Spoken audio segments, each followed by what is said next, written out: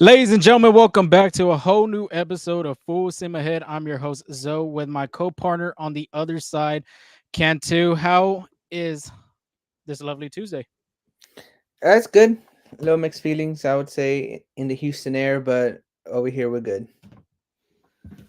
That's glad to hear. I know, obviously, a lot of Houstonians and Astro fans out there aren't too happy about the announcement of Billy Wagner just missing it by 5 votes, man. Oh, man, you got to feel for him. Um, but yeah, this is really going to be mainly about the episode 154, two Houston Southpaws, as we're going to tout it, because the other Southpaw being Josh Hader. He had his introductory press conference. You were there, so we'll get to talk about that here in a minute. Dana Brown's comments as well. Colin McHugh, former Astro, calls it an 11-year career and retired on Instagram. Usually, I think of the retiring like statements and people email it and things like that. I recently just watched the Barry Sanders documentary, and he sent his retiring info, just announcing his retirement off of a fax machine. So times have changed. But after Absolutely. that, what's the stove cooking in the offseason? Of course, it's not going to be the offseason that long because spring training is almost here, dude. It's It close is by. almost here in February 14th, pitchers and catchers report. And then the following week is when the first team workouts begin. But let's start off with the Billy Wagner news. Obviously, that's like the top of it right now. He just falls short of the National Baseball Hall of Fame. 218 publicly and anonymously votes were countered. And this was by the Baseball Hall of Fame tracker, not Mr. Tibbs. Hey, shout out to that guy, dude. Him and Hard his work. team being able to get all these Hall of Fame ballots and count them and all, man, that is a lot of work. So shout out to him doing a fascinating job on that. But Ryan Thibodeau Absolutely. and his team had countered 78.4%. 218 votes were counted for all the Hall of Fame candidates. And like I was saying, Wagner had a 78.4% on the Hall of Fame tracker. That doesn't mean guaranteedly you're going to be in the Hall of Fame. It's just tracking what they had. It was about 56% of the votes. So 5 p.m. Central comes on the announcement. Brian Kelly on MLB Network, they said it, and three guys made it into the Hall of Fame: Adrian Beltre, Todd Helton, and Joe Mauer, respectively. They Yeah, deserve it. They absolutely. had great careers, baseball careers. Todd Helton staying in one team. Joe Mauer um, played in Minneapolis, born and raised at St. Paul as well in the Minnesota area. And then, of course, Adrian Beltre, fan favorite. But real quick with Wagner, finished with 73.8% on his ninth attempt. Wagner received 284 votes and missed the Hall by five So votes. close. So close. 5 votes. That is heartbreaking, honestly. I mean, it sucks, but I see it as like next year there's a great chance. Well, we'll talk about that here in a minute. But I just want to go ahead if you're going to say something. No, I was just gonna say that I don't know. It's frustrating process, not just for Billy Wagner. I would assume so, but it's just that there's these guys that deserve it. Like I feel for Gary Sheffield too. That was his last year of eligibility and him not making it. So it's just a lot of these guys that I think deserve it. You know, just fall short. But I just wanted to add. I just got done with the Elgin Beltre Zoom call. He met the media there, and what an unbelievable guy! What an unbelievable experience as well. Very excited to be a part of it. And what really caught my attention is that he was voted on for, like, he's the most Dominican player to get the most votes, and he was just like, I was surprised myself because I'm not better than David Ortiz, I'm not better than Pedro Martinez, but being unanimous, I mean, not close to unanimous, it's it's such an honor. So being in there was really really cool. 95.1%, dude. I Yeah, mean, that's pretty remarkable. The only one being unanimously and still to this day is Mariano Rivera. absolutely. Derek Jeter beat, I think Derek Jeter missed it by 1 vote Ken or Griffey two Jr. I think by votes. one vote as well too. Yeah, one of them, I think it's either Ken Griffey Jr. or Derek Jeter, 1 vote and 2 votes shy of being unanimous. I don't know which one had two, which one was one. So, I mean, it just shows you how hard it is to get into the Baseball Hall of Fame and go to put your plaque in Cooperstown. There's only 8 closers in the Hall of Fame as of right now.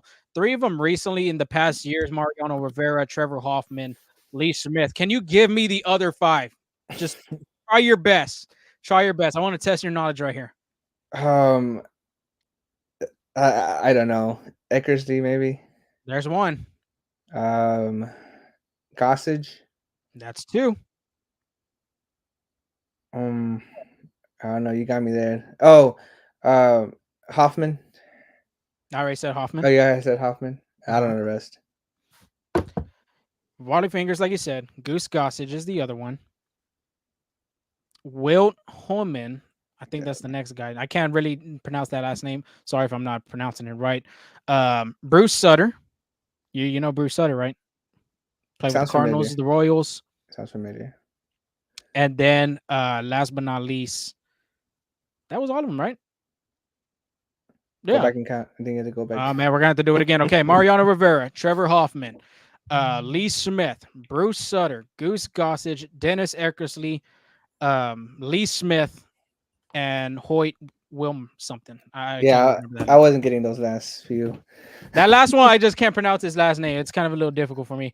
I don't have the name right in front of me, but the 8 closers as of right now in the Hall of Fame, Wagner just fell short, like we were saying, just by 5 votes. But let's go over the results real quick from the Nyers counting 2024. 2016, 10.5%. 2017, 10.2%. So you're looking at right there, 2018 as well, 11.1. You're like, there's no traction going. There's no way he's gonna go. Okay, 2019, he starts rising a little, 16.7. 2020, a little bit of a jump, 31.7. 21, 46.4. 22, 51. 2023, 68.1%. 2024, everybody, there was some people that were out there that was saying, okay, well, there's a great chance of him being the Hall this year. I know MLB Network was talking about it a lot, maybe him being on in the class of 2024 this year, but 73.8%. Things like that happen. And it takes me back to Craig Biggio's same situation in 2014. In 2014, I don't know if you know this, Biggio finished with 74.8%. Yeah, I remember. 74.8, received 427 votes, and just needed 2 votes. So Craig Biggio knows the same reaction as Billy Wagner, just missing 5. Craig just missed it by 2. And then obviously the next following year he got in, I believe he had like 82.7% in 2015, joining that class. But I feel very confident that this guy is I think he's gonna make it next year. It'll be interesting because it's his last year. It's the 10th year on the ballot. It could go promising for him, or it could just stay the same. Maybe just go a little more, down. But I mean, well, what's your thoughts on it? I feel like playing with the 10th year is kind of, builds up a little anxiety because just how this year, you never know what could happen. Like the projections were about 73 to 75. I feel like it was 73 to 77% of the vote, and he got the 73 side. And you just never know how the voters are going to vote. You just never know what they're going to look at. And something that caught my attention is some of the writers who voted for him in 2023 did not vote for him in 2024. So that's kind of, I feel that's in your back of your mind. Is like, how many might change your vote this year, or like leading up to the next year. So it's just, I don't know. I mean, again, I wish all the best to Billy Wagner. I know we had him in our pod, and I feel like having that, conversation, it just puts a little bit more like, I feel like you're frustrated for him sometimes too as well. So it's just like, I don't know. I mean, but I agree with you. It's trending in the right direction. It's just like being in that 10th year kind of puts a little anxiety, I feel, in the back of your head as well. Some players real quick that I, at the top of my head, trying to get into the Hall of Fame on their last year. Larry Walker, you remember him Yeah. just 2 years ago. He was almost at the top, and it was his last year to get on as well. So, I Martinez. mean, he's a perfect example of the last year guy on the ballot.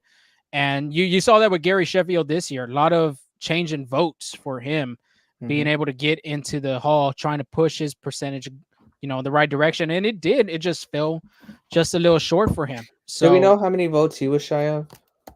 I do not know, and I don't have it on me right I'm gonna try to now. look it up. Real quick, when you're looking at that, next year's ballot is going to be interesting too. You have Ichiro Suzuki. I feel like he'll be a first ballot. CC Sabathia could potentially be a first ballot.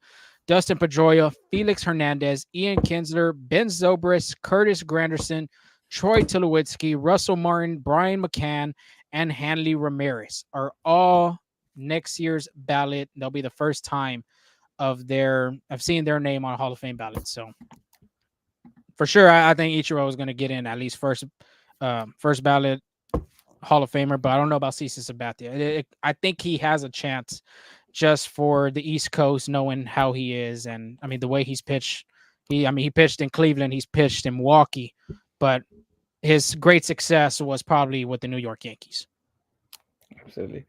So Gary Sheffield received 246 votes. Actually brought him down to 63.9% in the Hall of Fame, and he was 43 points away. 43 votes away. So what was? Do you remember the number? Then it was 23. 23. No, let me look it up. Because there was a lot of net gain / lost was. votes, and he had a positive number on his under his name. Like we were saying, we get all this information from Ryan Thibodeau on X at not Mr. Tibbs, TIBBS. So y'all make sure to go look at the tracking information, and I mean because he's done a fascinating job doing it. Let me see. I'm also looking for it if you want to move on, but oh no, okay, well, real quick, let's talk about the numbers then from Billy Wagner because he go you got it right here. Oh, actually, I found it. Yeah. Okay. Quick, wait, this is 2022. So he went from 2022 was a 40.6%, 2021 40.6%, and 2023. I just need to find that.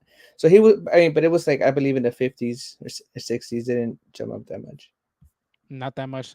Well, Billy Wagner really doesn't need that much to get in. Like we said, 5 votes. I mean, wow.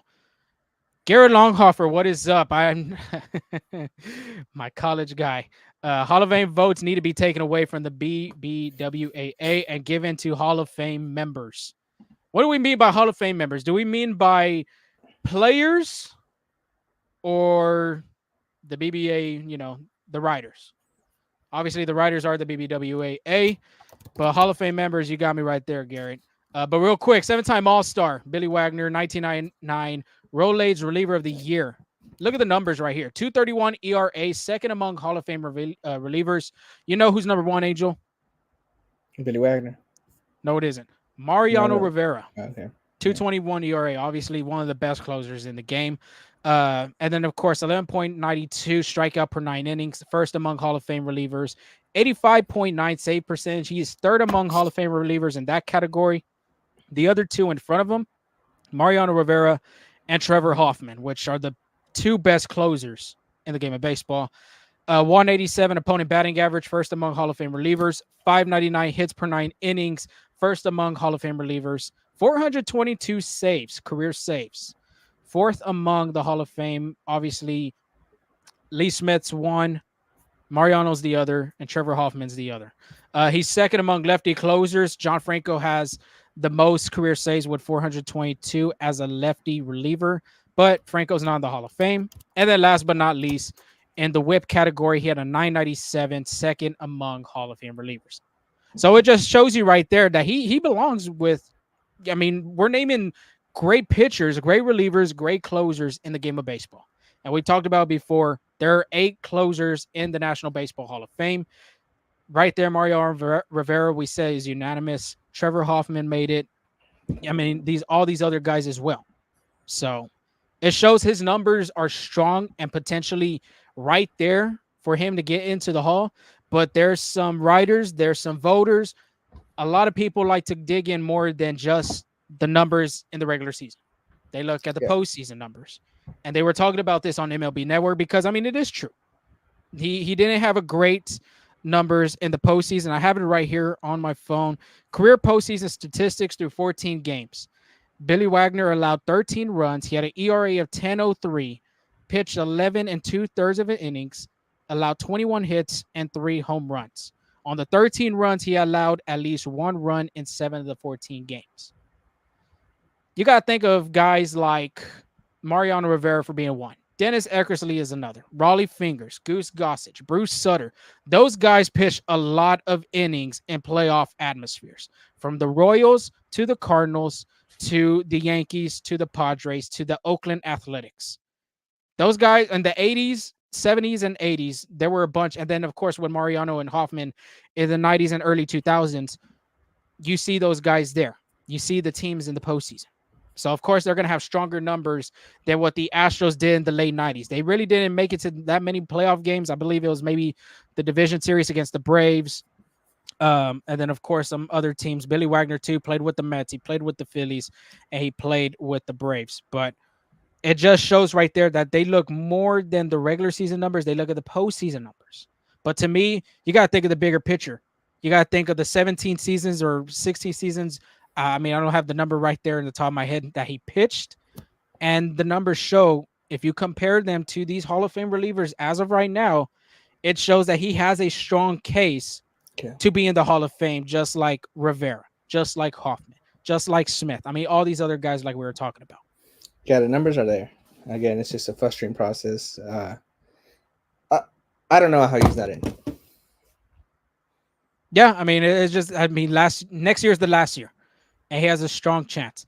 Garrett, real quick, said, didn't really think it through that much. Put pro baseball is old enough to where I think Hall of Fame players, coaches are able to determine what's Hall of Fame worthy and not writers. Very true.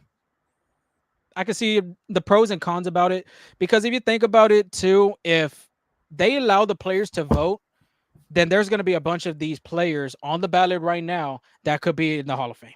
Yeah. Because you got a case for Chase Utley. You got cases for Garrett Sheffield. You have cases for Jimmy Rollins. I mean, you have a lot of cases for all these other players out there that could be Hall of Fame worthy. If we let the players put their perspective of it and say who's Hall of Fame worthy, who's not Hall of Fame worthy, then there's going to be a significant increase of players going into the Hall of Fame if we allow coaches and players to do that. And if I remember correctly, I think the most players inducted in a single year in the Hall of Fame is 5. So I think that was only been like either one or a handful of times, if I remember correctly. So usually 1 to 3 is about the average, of Hall of Fame inductees per year. But I don't know. I feel like having that kind of keeps the prestige of it, because, like you said, if all these players are getting in, it's just then we have that like borderline. It's like, what is Hall of Fame worthy, and it is still like this prestigious event. So, I mean, that's just my 2 takes on that. Yeah, I mean, your opinion on that. I mean, my opinion with some writers maybe putting 1 player, 2 players in. Right. I mean, I like, personally, in my opinion, my thought, I like to see more than 2 players on the ballot. No, because I agree with you there's a bunch of them that deserve it. Because I made my take with Joe Mauer. I told you, Joe Mauer is a first ballot Hall of Famer. 3, I mean, from a catcher especially, dude, to win 3 American League batting titles. He won an MVP as a catcher. I mean, just on the top of my head, I could think of 1 MVP catcher. That's Johnny Bench. Ivan Rodriguez didn't win an MVP? No, I don't think Pudge did. Possibility, I want to say Mike Piazza, but I don't think he did either. So, I mean, it's interesting to... He does have an MVP. Ivan does Rodriguez. He really? Yeah. What year is that and what team? MVP, give me a second. Let me set up. Garrett, real quick. So I think question number 1 should always... Rangers? Yeah. Interesting. 1999. 99. Wagner was 1999 reliever of the year as well. Mike Piazza did not win an MVP. Oh, well, Buster Posey's another one.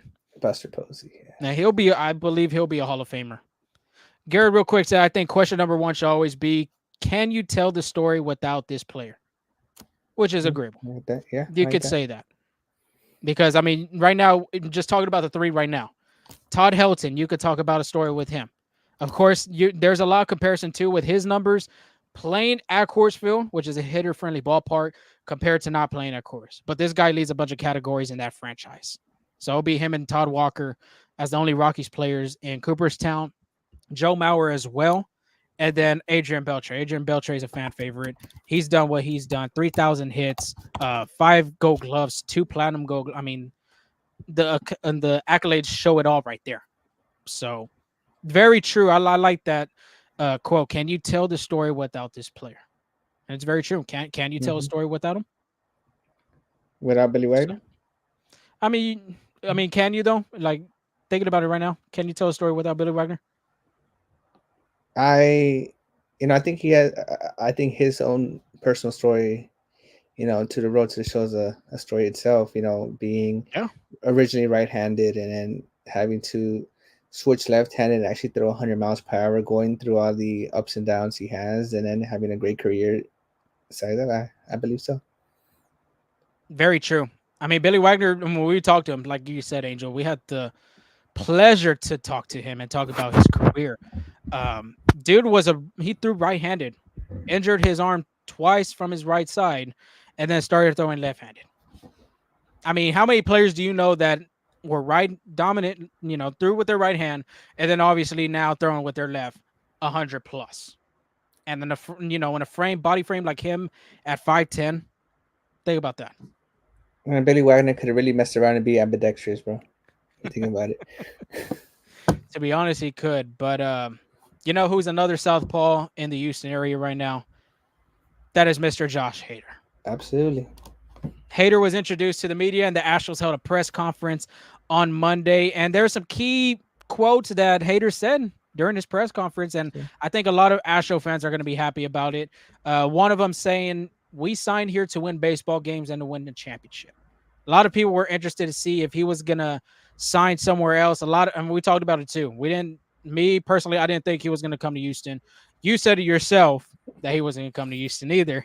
So for him to say something like that, I mean, he's very serious about winning. Another quote he said, "It's a great trio to be a part of. It's a scary one." And Hader was obviously talking about pitching with Brian Abreu and Ryan Presley. That is, yeah, back end's going to be scary, like he said. Um, Another quote, "I promise to give you all I have on the field and in the community. We're excited to be here to win now and many years to come." Obviously, that was Hader to all the Astro fans out there. And then last but not least, he said, "This is a relationship that I believe is going to be longer than 5 years." Yeah, that's what really caught my attention when I was there. Longer than 5 years. Wow. That one's a very interesting part. And that was Josh Hader talking about, the Astros and the future with this organization. So, Angel, I mean, you were there. You were there. What was the energy like? Tell me, what was the energy and the excitement in there? And for the city of Houston and Astro fans, what can they see from a guy like this? Oh, there were excitement all around. Joe Espada did not was not shy to express his happiness to having Josh Hader um, in that back end of the bullpen again. Imagine being a new manager with a stacked lineup and now with your closer in that back end of the lineup. Joe Espada is a happy guy.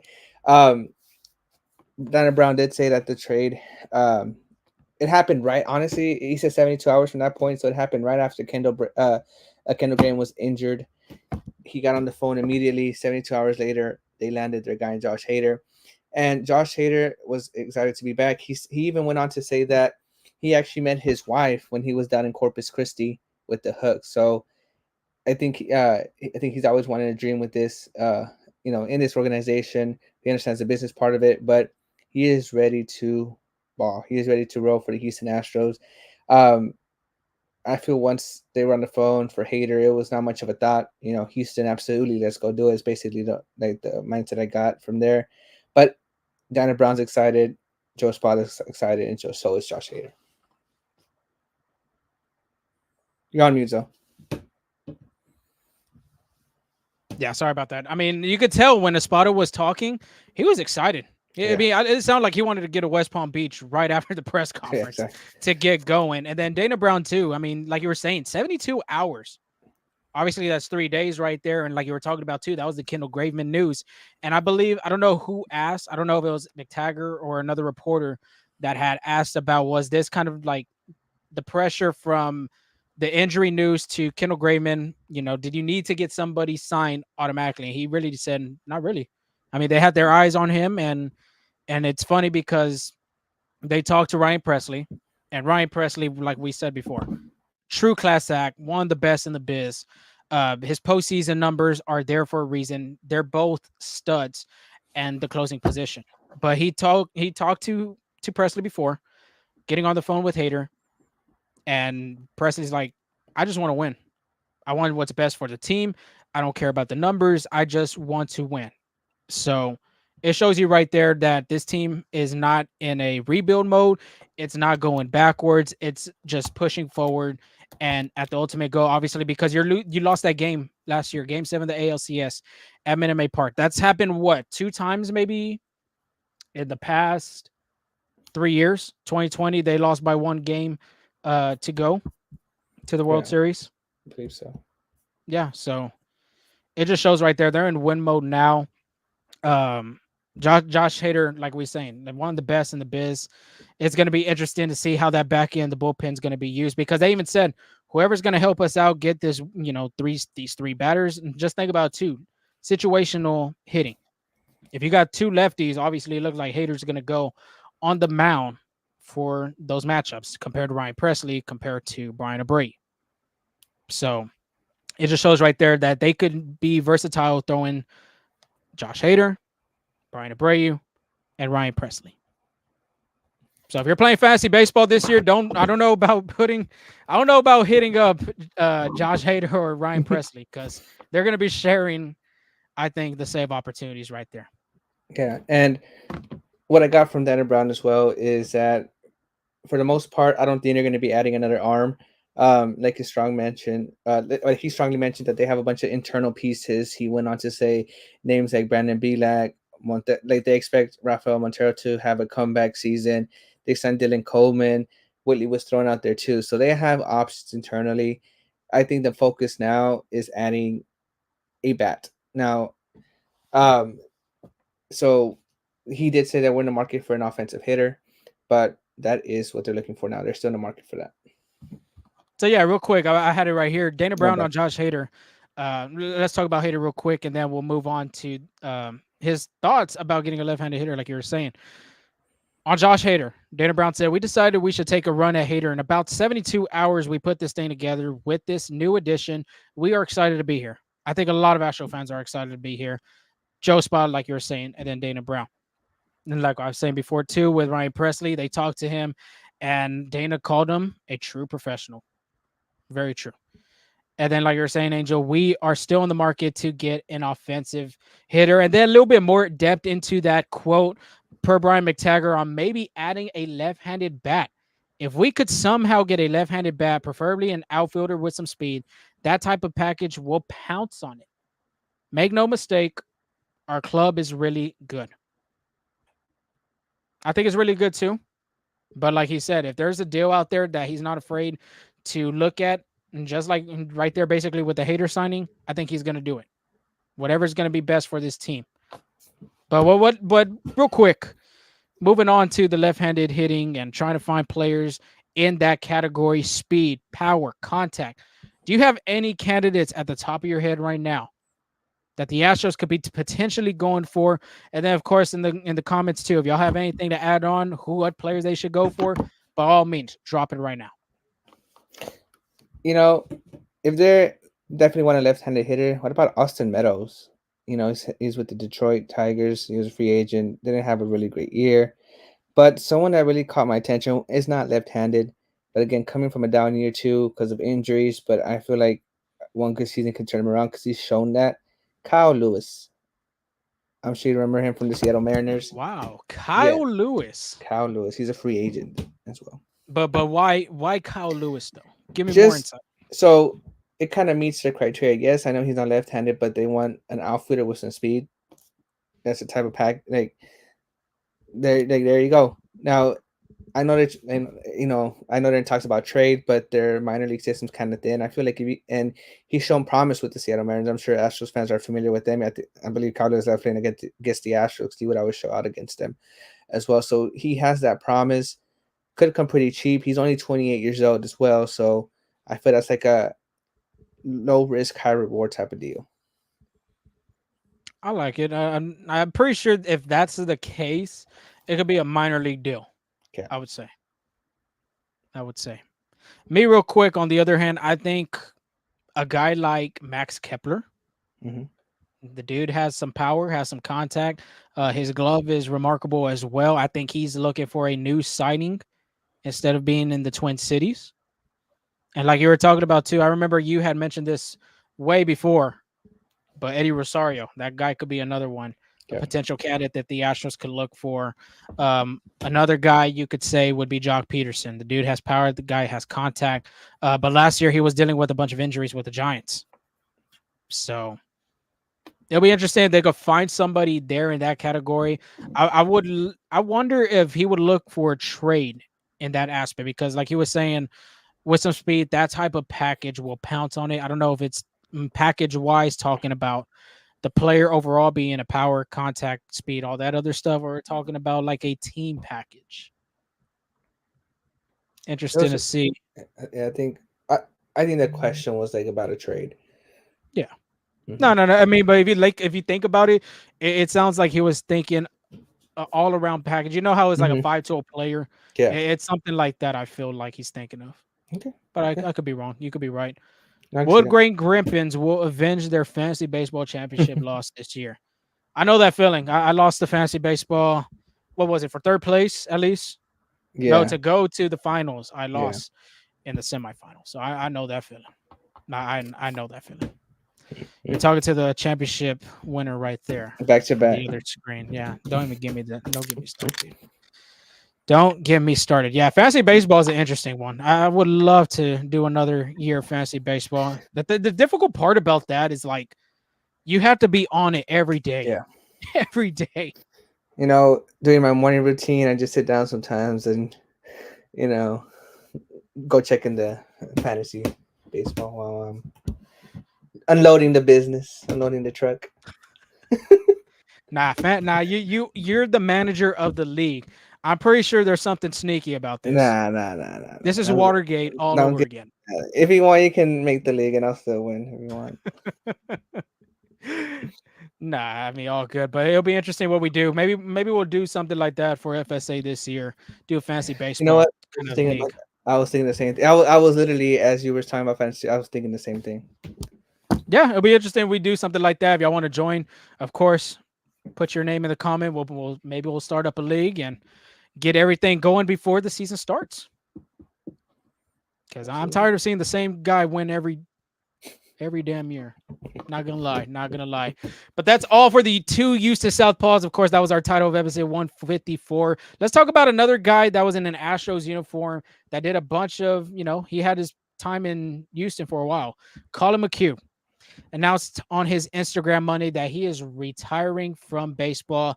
A 11-year career it was for Mr. McHugh. Spent 6 years with the Astros in an Astros uniform. He had a 58-35 record, 363 ERA, 967 strikeouts. In 2014, he placed fourth in the Rookie of the Year voting, won 19 games as a starter in 2015, and of course, a World Series champion in 2017. Angel, I got to ask you, what is your favorite moment of seeing Colin McHugh in an Astros uniform? I feel like Uh, I already know, but yeah. I want to hear it. I want to hear it. Honestly, when you hear the name Colin McHugh, I think you think about that jukes move when he's pitching and he avoids the ball. I almost go through his neck. There's a whole bobblehead made out of it. I think that's what catches my attention. The Matrix, Yeah. as everybody would say. I mean, that ball was so close to hitting him. It had to cut some of his hairs on his chin, I'm sure he some of heard the them little chin hairs. buzzing sound. When a baseball Yeah, is hit I know what hard. you're talking about. Yeah, I'm sure he heard that loud and clear. I'm pretty sure he did too. If I gotta ask and answer a favorite memory of Colin McHugh in an Astros uniform, there's that meme out there. I don't know if you've seen, and it was at Target Field. They're playing the Twins, and I don't know if I think I want to say it was Carlos Gomez played a ball very weird. Like I guess he didn't see the ball, and you could just see in the meme that Colin McHugh throws his hands up and kind of mouths the words like "WTF?" Like what just happened right there? Why did you not catch the ball? So that'll probably have to be one of mine. The honorable mention, and I saw this on X the other day. I don't know if you remember if well, not if, but I don't know if you remember when MLB Network and the Astros made a commercial or a little short of the Astros in 2015, and it was with Dallas Keuchel and Colin McHugh. I don't actually. Really? No, I don't. Anybody listen to this? I Type have it a on. terrible memory every time. I can tell. I can tell. YouTube, Colin McHugh and Dallas Keuchel, MLB Fan Cave. I think that's the what it had on the image on the video. So I mean, that was another one that was pretty funny. They were like doing like a commercial for a store, as you can say, mitts and hats, mitts and hats. Oh, So, okay. I remember now that saying. Yeah. oh, okay, now you remember. You see, I look, do. look, Yeah. look at that memory work. Look at that memory work. It's been a long day for you, I can tell. Yeah. Yeah. But we're still here. I think I've been nonstop since 7 a.m. Still going right now. Still going strong. I'm gonna go Still get some going coffee strong, right dude. now. Oh shit! Yeah, that means you're not going to sleep at this point. No, but the Astros again. That's what I said in the beginning. Mixed feelings. You're excited for Josh Hader, disappointed for Billy Wagner, but I, I feel like as you look, those are two great Southpaws that will sport the Astros uniform. Sometimes you just got to enjoy it while it's there, especially the Josh Hader now that he's signing. But it's been a lot going in the major league, especially with this Hall of Fame voting. I know a lot of people were anxious to see who got in, and I think there was like thanks to the tracker again. Shout out to Ryan Tibbett on that one. I feel like you kind of knew who was going to be in it now. Like there's like again, I think no doubt everybody knew LJ like Agent Belcher was going to be a first ballot Hall of Famer, and he was. He becomes the fifth Dominican to have a plaque in Cooperstown, joining Juan Marshall, Pedro Martinez, Vladimir Guerrero, and David Ortiz. And like I had mentioned earlier, he is the out of those five, he has the most votes for a Dominican player as well. So pretty exciting news in that aspect. And again, very humble guy. Was very excited to be there, and I don't know if you saw, but Pedro Martinez gave him a shout too that he will be in his induction as well. He's very excited for them too. So very, very great company there. Joe Mauer made it in again. That one I would say kind of surprised me. And I remember I told you that off air too. It's like it's kind of surprising that Joe Mauer was there, especially first ballot, but well deserved as well. And then Todd Helton becomes the second Rocky player to have a plaque in Cooperstown, joining outfielder Larry Walker, joining Larry Walker as well. First baseman Larry Walker, my bad. But yeah, I think Rockies players gets kind of like shit they deserve, just how you mentioned that high altitude playing a part of those home run balls. But I think when you look at Larry Walker, when you look at Todd Helton, those are class acts as well. Yeah, I mean that's where a lot of riders come into play with Rocky players in particular. But Todd Helton's played his whole career at Coors Field, being with the Rockies organization, leads a lot of offensive categories over there. Honestly, that could be his nickname, is Mr. Rocky at this point, or Yeah, Mr. Rock. The Rock. Yeah, I mean, but he's one of the best to come out there. And on MLB Network too, they were talking about he used to play football as well. I don't know if he played football with Peyton Manning or just at the University of Tennessee, which is pretty cool. But I mean, that's a lot of baseball players. I would say a lot of athletes. That's where you see your athletes right there that play multiple sports, from baseball to basketball to football, soccer, hockey. I mean, it shows right there. But back to the Todd Helton one, I would say, I mean, that's pretty cool seeing Larry Walker make it one year, and then the next two coming years, Todd Helton finally gets the call. And then obviously Troy Tulowitzki is going to be another one, but yeah, I don't think that would be. Yeah, I don't think so. It'd be hard for him. Injuries played too much of a part for him, I would say. Yeah, but I don't know if Todd Helton's the Rock. I think Joe Mauer's Mr. Twin at that point, because well beloved there. Mr. Twin. Yeah, I don't know. I like it. Well, who? Jim Katz, pitcher for the Twins.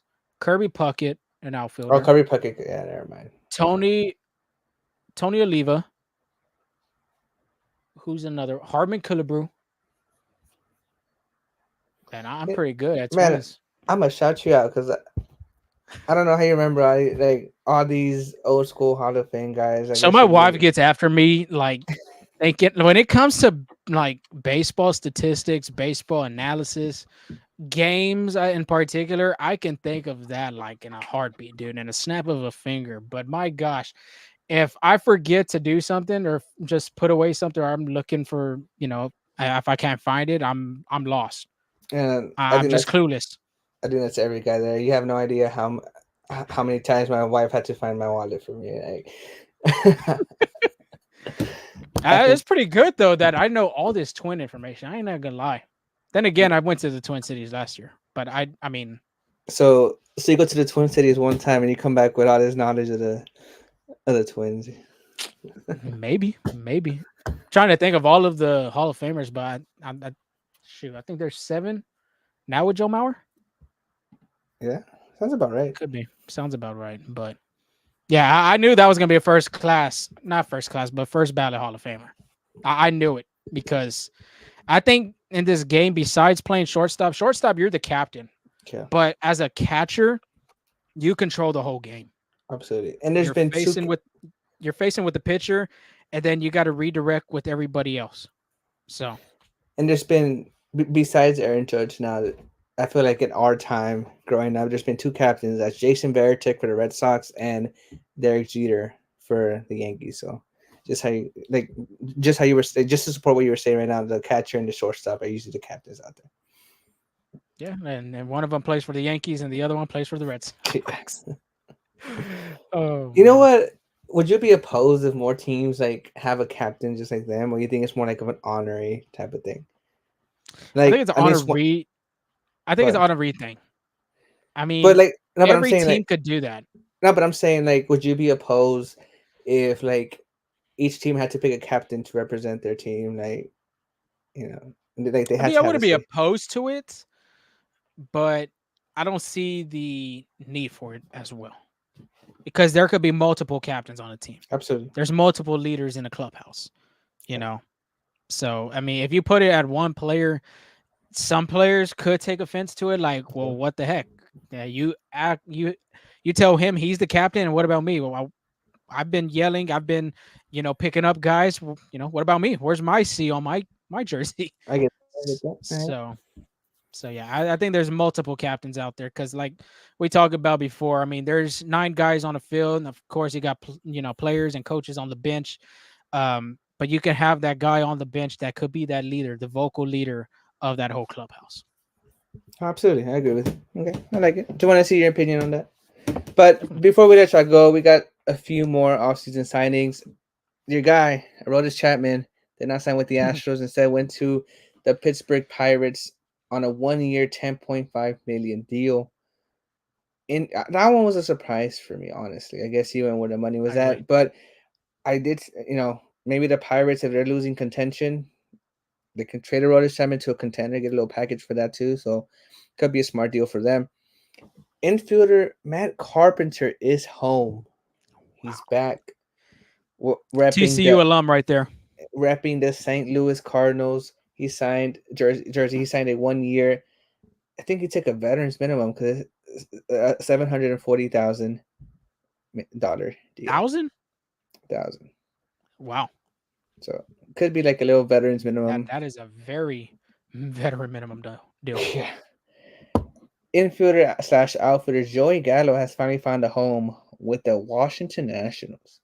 Agreed to a 1 year, $5 million deal. And starting pitcher James Paxton to the Dodgers signed a 1 year, $11 million deal. I don't know. I feel like a little surprising signings for me there. Again, I know the Washington Nationals struggled. Pittsburgh Pirates were kind of there, but it's just fun to see having these like the Royals sign guys and the Washington sign guys as well. Just trying to stay competitive and don't want to fall too much, and that's great for the sport because you don't want to see like teams lose 100+ games. I think that's not good for the franchise, not good for the fans out there too. So seeing that your team is competing, that's always good to see.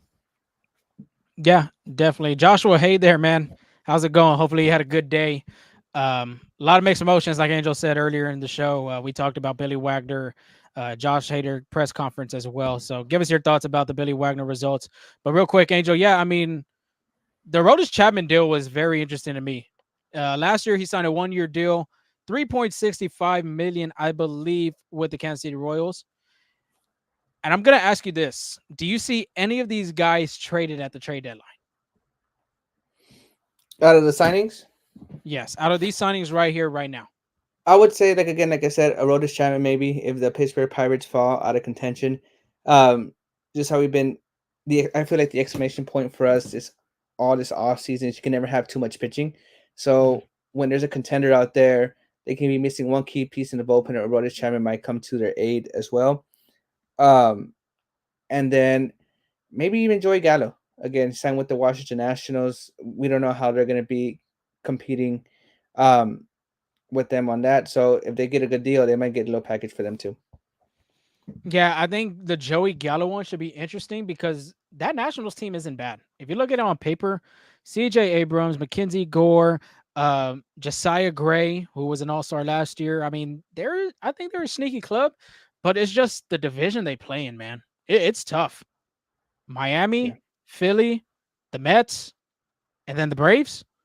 That's a stacked division. That's like the AL East from a couple of years ago. yeah, I agree with you.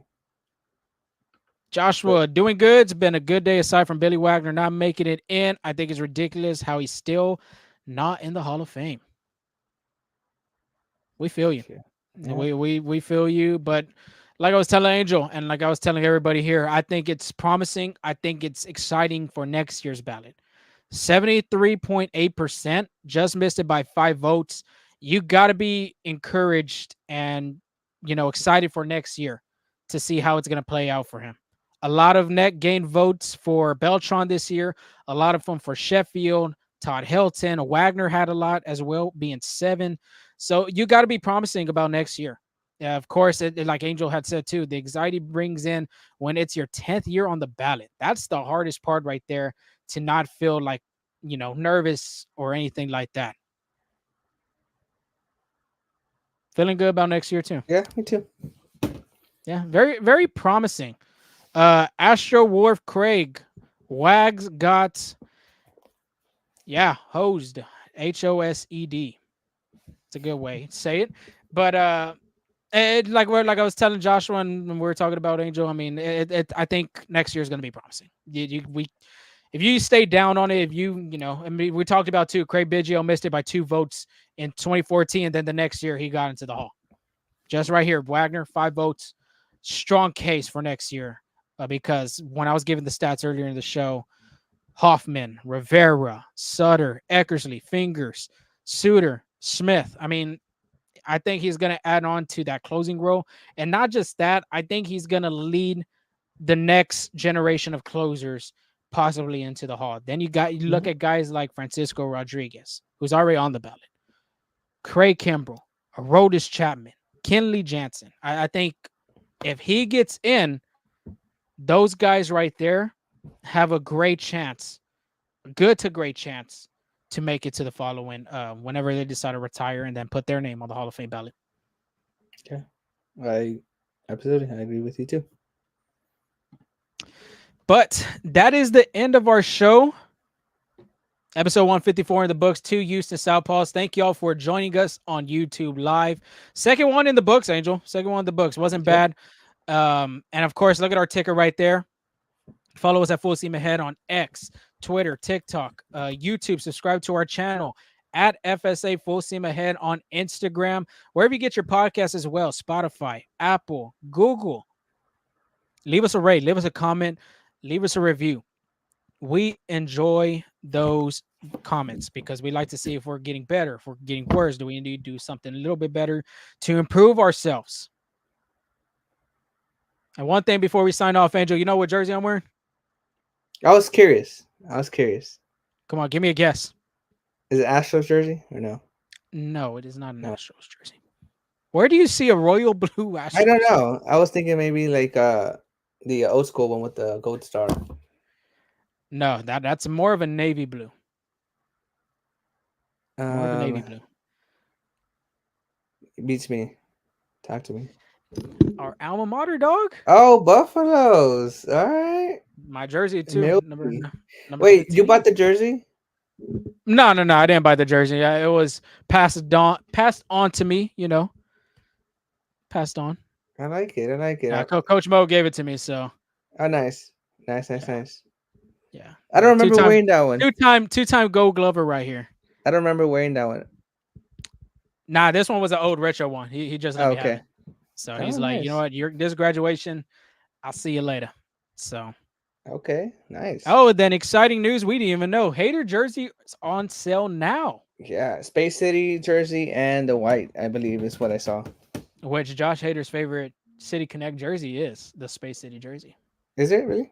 Yeah, that's what he said on some interview. I don't know. I saw it on X, but he had said it on some interview. Okay. So thanks for letting us know, Astro Wharf Craig. We did not know that. Joshua, we appreciate you saying I love these live stream shows. Like we said, we're gonna try to do it to continue, doing them more often. But if you can't, just look onto our YouTube channel and then look onto wherever you get your podcast platforms. But Angel, you got anything else before we sign off? No, thank you for listening. Again, we appreciate you. Please subscribe, leave some comments, tell your friends about us, and we appreciate all the support. Yes, sir. Big things coming like always. Get on the train if you haven't got on. So until then, we'll see y'all later. Y'all have a safe week. Be blessed and talk to y'all soon. Perfect.